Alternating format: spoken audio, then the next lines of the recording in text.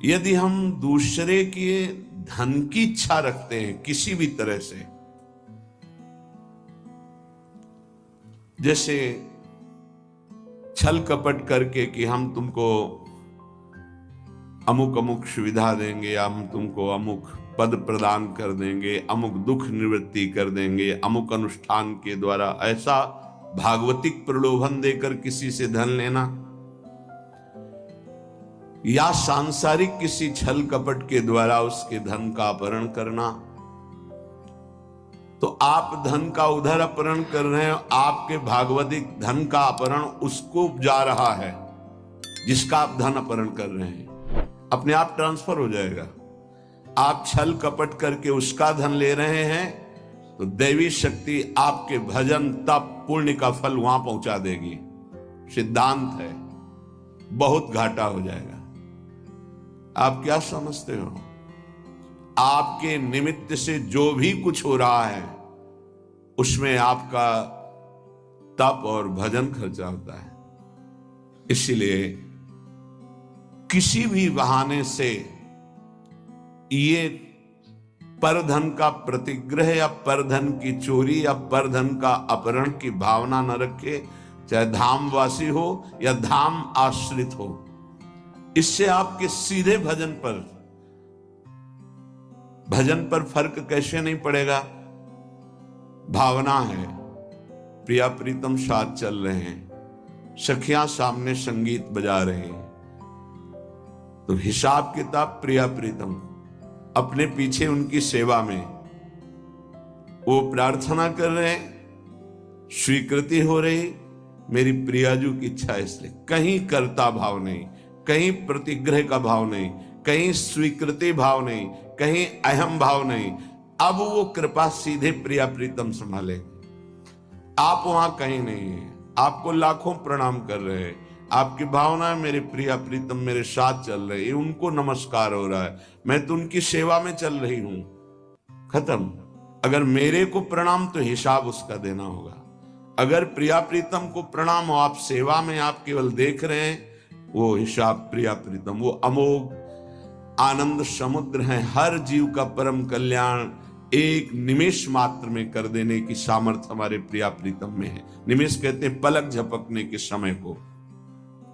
परदार चाहे गृहस्थ में हो, चाहे विरक्त में हो, चाहे वृंदावनवासी हो या वृंदावन के आश्रित हो, परिस्त्री के प्रति काम भाव से दर्शन करने से सारे सुकृत नष्ट हो जाते हैं। और कहीं उनके अंग प्रत्यंग का अचानक दर्शन हो जाता है तो दोबारा दृष्टि नहीं जानी चाहिए। अगर एक बार आपने देखा, दोबारा फिर काम भाव से देख लिया तो आपकी तपस्या, आपके सुकृत सब ढक जाएंगे। बाणासुर की जब भुजाओं का भगवान सुदर्शन चक्र से छेदन कर रहे थे, श्रीमद् भागवत में पढ़ लेना, तो जब देखा उनकी कुल माता आदि देवी ने कि अब किसी भी तरह भगवान का सुदर्शन चक्र छोड़ेगा नहीं बाणासुर को, वो दिगंबर होकर सामने खड़ी हो गई। सोई भगवान ने आंख मूंद ली और सुदर्शन चक्र को शांत कर लिया। इसमें महादेव जी की प्रेरणा थी, क्योंकि चाहते थे 4 भुजाएं तो बची रहें, 1000 भुजाओं का छेदन। आगे भगवान का सुदर्शन चक्र रुकता ही नहीं बिना आज्ञा के। भगवान शिव की आंतरिक प्रेरणाओं, उनकी जो कुल देवी थी वो आकर दिगंबर होकर खड़ी हो गई। भगवान ने वहां लिखा है, यदि किसी के अंग प्रत्यंगों का दर्शन हो जाए तो सारे सुकृत नष्ट हो जाते हैं। इसलिए पर शब्द लिखा हुआ है। गृहस्थ में भी है तो जो पराई माता बहनें हैं, अगर वृंदावन का आश्रय लियो, भगवत मार्ग के पथिक हो, तो दृष्टि एक बार जाने में क्षमा है। अचानक आप जा रहे थे, दृष्टि पड़ गई आप नीचे, मानो यमुना के किनारे कोई स्नान कर रही माता बहन, या अचानक दृष्टि गई तो आपकी असावधानी थी, आप सावधान हो जाइए। दोबारा यदि काम भाव से भरकर देखा तो देखने मात्र से आपके सुकृत नष्ट हो जाएंगे, जो आपको परमार्थ में बढ़ाने वाले हैं। तीसरा, द्वेष। जब हमारे प्रतिकूल कोई आचरण करता है तो हमें द्वेष हो जाता है।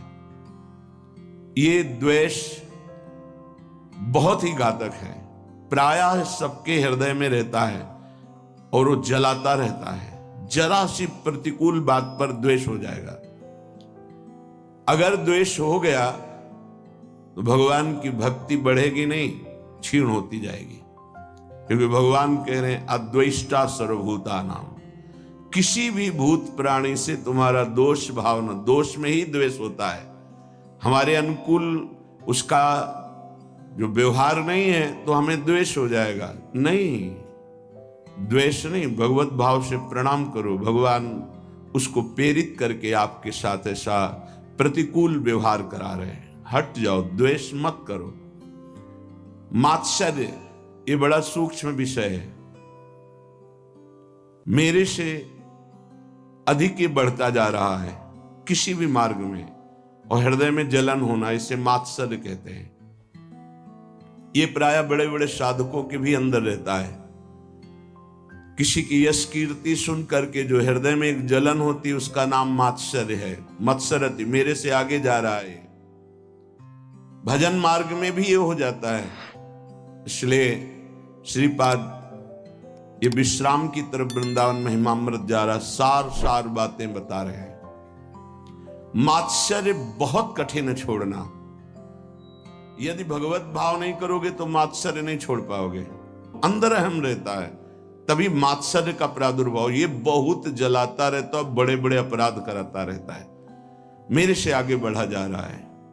किसी की यश कीर्ति सुनकर, किसी की बढ़ोतरी देखकर, किसी भी तरह से किसी को सुख में देखकर हृदय जो जलता है उसे मात्सर्य कहते हैं। सो नर तुम समान रघुराया, गोस्वामी तुलसीदास जी कह रहे।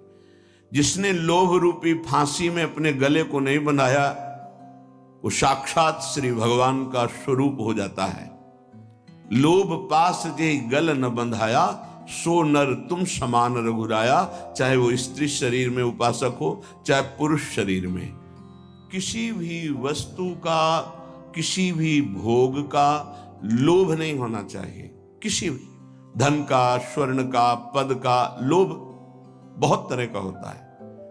लोभ एक रख लो तो सब लोभ खत्म हो जाएंगे। नाम बढ़ाने का लोभ, नाम जपने का लोभ, कितना नाम अधिक जप लूं इसका लोभ बढ़ा लो तो ये सब लोभों को नष्ट कर देगा। अनृत, झूठ बोलना उपासक के लिए बहुत हानिकारक है। झूठ बोलना नहीं, चालबाजी, छल कपट का व्यवहार उपासक के हृदय में। संत सरल चित जगत हित, जान स्वभाव स्नेह। जिनका स्वभाव प्रेममय होता है, चित्त सरल होता है, कोई छल कपट हृदय में नहीं होता, वो संत मार्ग का पथिक संत है। अनृत, झूठ बोलना नहीं होना चाहिए। संतों का मार्ग विश्वास और श्रद्धा से होता है। यहां कोई कह दे कि ऐसा से ऐसा बिल्कुल 100% सही, उसमें ये विचार नहीं होता कि ये झूठ भी बोल सकता है क्या, ये कपट भी कर सकता है क्या, क्योंकि विश्वास से ही हमारी यात्रा हुई है। तत्काल विश्वास। ऐसे ही पूरा जगत जो थोड़ा भी आस्तिक है संतों के वचनों पर विश्वास करता है कि ये कभी झूठ नहीं बोलते। साधक देखते ही पता चलता है कि भगवान के जन है, ये झूठ क्यों बोलेंगे, उनकी बात पर तत्काल विश्वास होता है। इसलिए अनृत, कभी झूठ बोलने का आपके हृदय में विचार ही न रह जाए, ऐसा इष्ट देव से प्रार्थना करें कि हमें वो सामर्थ्य प्रदान कीजिए कि मैं कभी झूठ ना बोलूं। किस बात के लिए झूठ बोलूं? एक गलती छुपाने के लिए 1000 गलतियां कर बैठते हैं हम। अगर एक गलती स्वीकार कर ले तो 1000 गलतियों से बच जाएंगे। हम झूठ क्यों बोले? परुख, कड़ुआ वचन, झूठ नहीं बोलना, इसके साथ कठोर वचन नहीं बोलना। कुछ भजन करने वाले उपासक समझ नहीं पाते तो ऐसे सेवक जी बड़ा विनोद करके उनके लिए बोल रहे हैं। एक रिसाने से रूखे से दीखत, पूछत रीति भभूकत धावत। बोले एक ऐसे मानो गुस्सा है, रिसाने से मानो हृदय शुष्क है, रूखे से दीखत, बात करो तो भभूकत धावत। भभूकत धावत, भूकत शब्द श्वान के लिए है, वो एकदम ऐसे नहीं, ऐसा नहीं। उपासक का व्यवहार बहुत सरल, मृदु और उदासीन, दोनों बातें समझनी है। गंभीर शब्दों में, मृदु शब्दों में हल्की मुस्कुराहट लेते हुए बात कह दी, उदासीन हो गया। एक रिशाने से, रूखे से, दीखत पूछत, रीति बभूकत धावत, ऐसा नहीं होना चाहिए। एक रंग मगे बोलन, ये भी नहीं होना चाहिए कि बहुत सजा करके सामने वाले, नहीं, सीधी बात, सरल चित्त से, मंद मुस्कान से उत्तर दिया। आवश्यक हुआ तो, कोई हमारा द्वेष नहीं, कोई हमारा कड़ुआपन नहीं है, और उदासीन हो गए। परुख वचन कबहु न कहा, कठोर वचन कभी उपासक न बोले। पर आप भी द्रोह, किसी दूसरे से द्रोह का आचरण निष्ठुरता पूर्वक जो होता है वो कभी नहीं होना चाहिए। पराभित द्रोह, कठोर व्यवहार करते हुए द्रोह का आचरण नहीं करना चाहिए। हमारा व्यवहार मृदु होगा, आप हमारे साथ कठोर व्यवहार करते हो, वो आपका स्वभाव है, हम छोड़ देते हैं आराध्य देव के ऊपर। आराध्य देव का विधान है कि ये कठोर व्यवहार करेगा, मैं सहूंगा। उसके लिए क्या विधान है आराध्य देव जाने। अपने को कठोर व्यवहार नहीं करना, द्रोह नहीं करना। बहुत हृदय जलता है यदि द्रोह करोगे। कल्पनात्मक भय उत्पन्न होता रहता है द्रोह करने वाले को। कभी द्रोह करने वाला शांति से नहीं रह सकता है, इसलिए किसी से द्रोह ना करे। अपने से जो द्रोह करे उसको भी नमस्कार करे। हम द्रोह की भावना पुष्ट नहीं होने देंगे। आप अपनी तरफ से करो, हम आपको नमस्कार करेंगे। हमारा परमार्थ का मार्ग है, आप स्वार्थ में इसलिए समझ नहीं पा रहे। मिथ्याभिलापान, उपासक को व्यर्थ की बातें करने की आदत पर शासन करना चाहिए। बहुत अच्छे अच्छे उपासकों के दर्शन होते हैं, बोलते ही नहीं, ऐसा लगता है बाणी ही नहीं, सेवा में लगे, कभी कोई बातचीत नहीं। बहुत अच्छा है, जब बोले तो प्रिया प्रीतम की बात बोले, नहीं ताते मौन रहना उचित है, ध्रुवदास जी कह रहे हैं। तो परधन, परदार, द्वेष, मात्सर्य, लोभा, अनृत, परुख, पराभिद्रोह, मिथ्याभिलापान त्यजति, इतने दोषों का त्याग कर दे। ये वृंदावन की रहनी है, ये वृंदावन के आश्रित का आचरण है। चाहे जहां रहते हो इसको स्वीकार कर लो। तो इह भक्तो राधिका प्राणनाथ है, श्री प्रिया प्रीतम जो हमारे प्राणनाथ हैं, इस आचरण से उसे अपना स्वीकार कर लेते हैं। बहुत जोर की बात है।